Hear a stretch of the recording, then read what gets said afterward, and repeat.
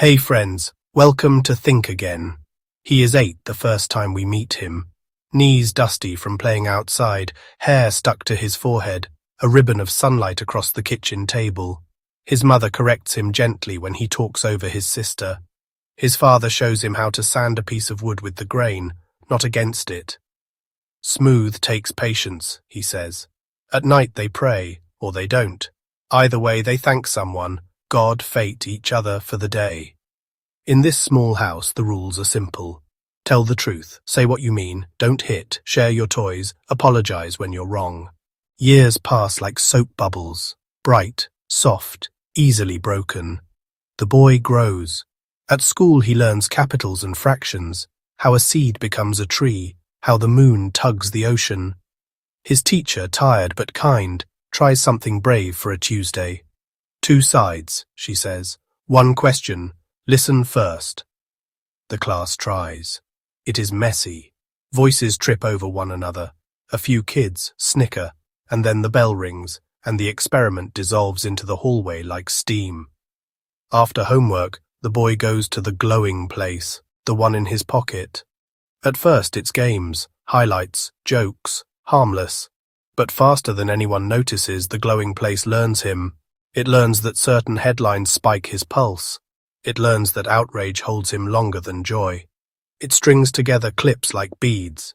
Here's a pundit who sounds certain. Here's a protest that looks like chaos.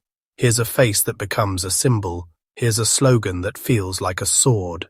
The boy does not know the word algorithm.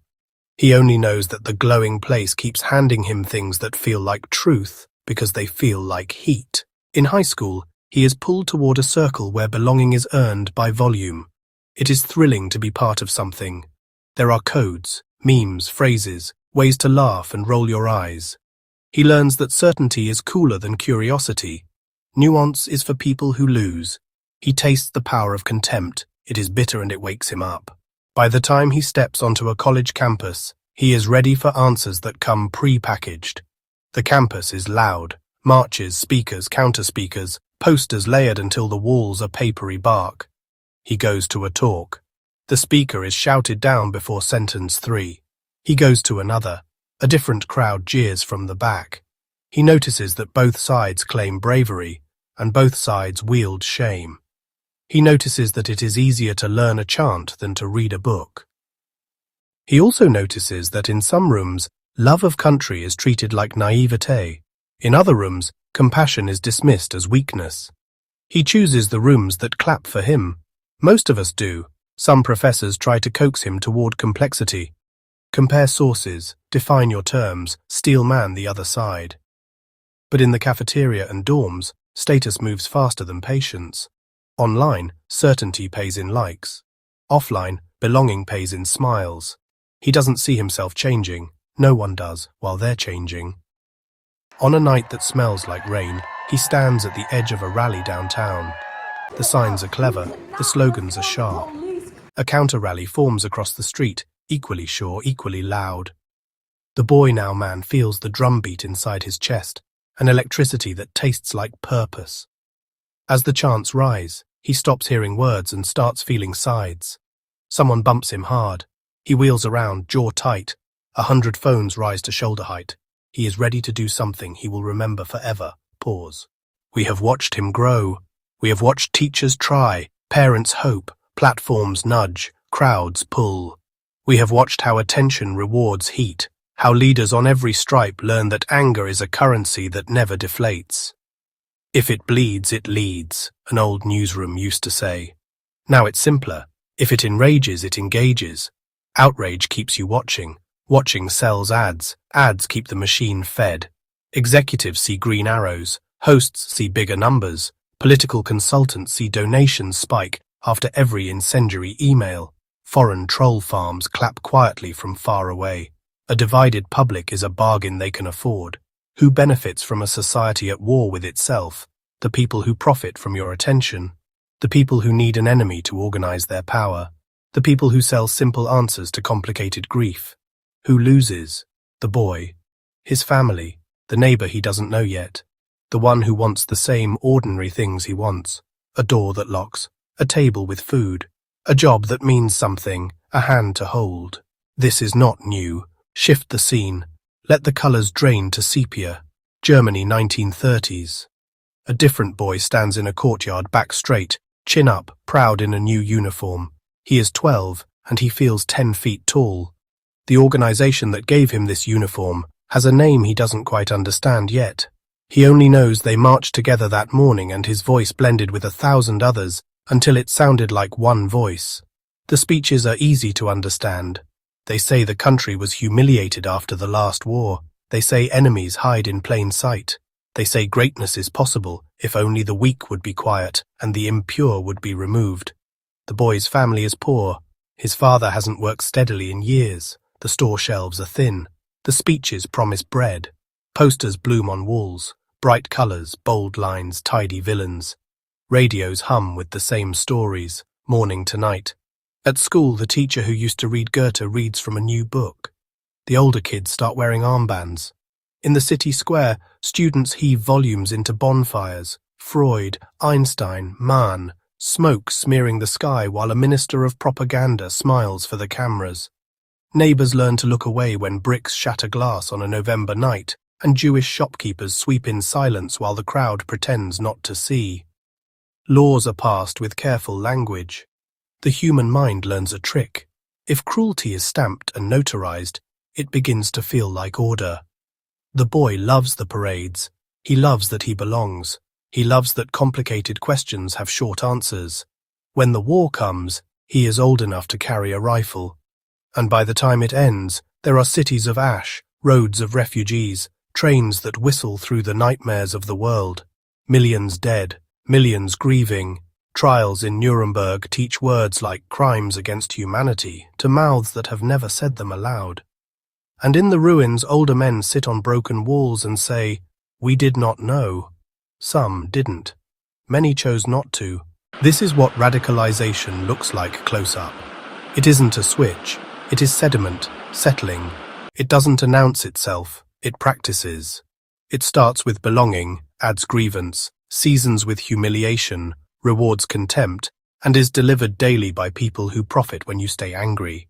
Then it invites you to do something irreversible. Back to the street, back to the rain, back to the boy now man with fists half clenched. Across from him, a woman holds a sign he hates. She is small, a little older than his mother, hair tucked under a hood. Their eyes meet for a second, just a second, and he sees a human face where a label used to be. The drumbeat falters. A memory surfaces without asking permission, his father's hands guiding the sandpaper, with the grain, not against it. He hears his own breathing, fast and ragged. He lowers his shoulders just a fraction. It is not a miracle, it is a hinge. Can this hinge hold? Not by accident, not by silence. It holds when adults choose to be boring on purpose. Parents who teach their kids how to disagree without humiliation and practice at the dinner table. Teachers who grade for evidence, not for ideology. Pastors, rabbis, imams, and neighbors who remind their flocks that the person across the aisle is not the end of the world. Local journalists who report what happened, not what will trend. Platform builders who fix incentives so truth wins a little more often than fury. Politicians who would rather lose a primary than win by lighting a match. And it holds when someone like our boy learns new habits. He starts asking 5 questions before he shares a link. Who wrote this?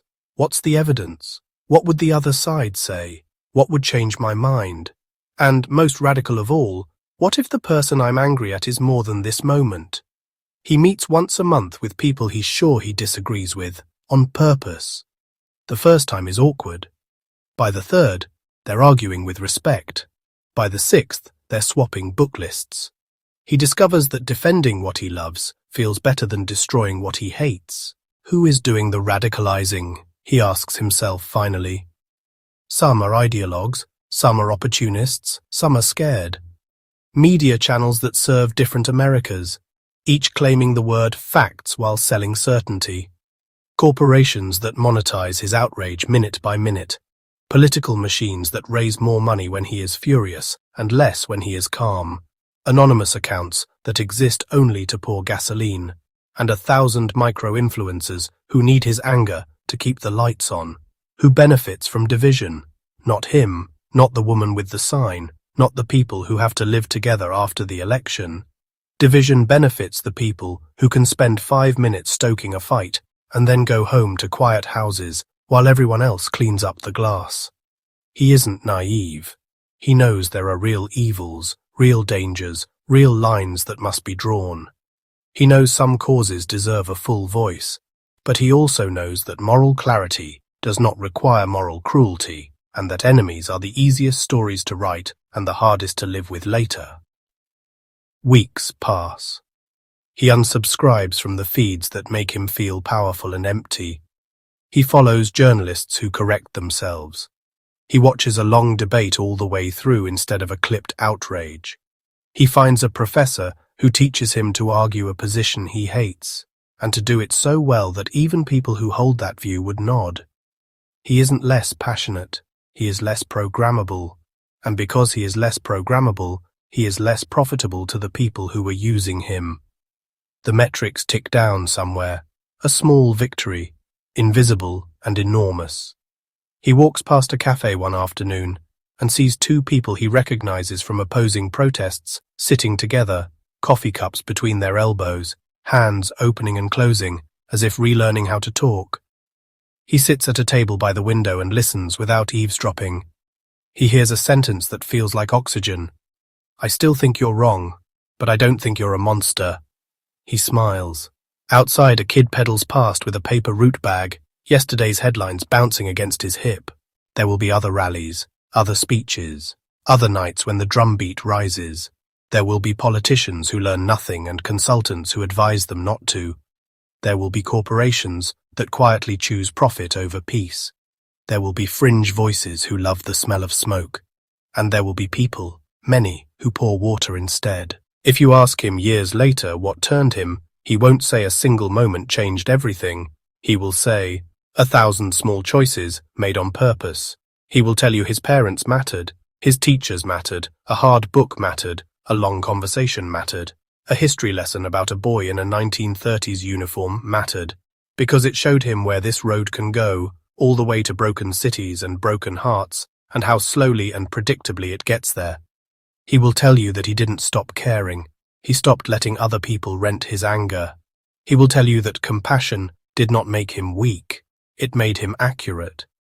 He will tell you that when he looks across a crowded room now, he tries to see human beings before he sees teams. He will tell you he still fights, but he fights for more than against. And if you ask him what to do next, he will say something unfashionable and sturdy. Start small. Teach a kid to sand with the grain. Host a debate and enforce the rules. Read one more page before you share. Walk across the street to meet the neighbor with the sign you hate. Learn the history before you repeat it.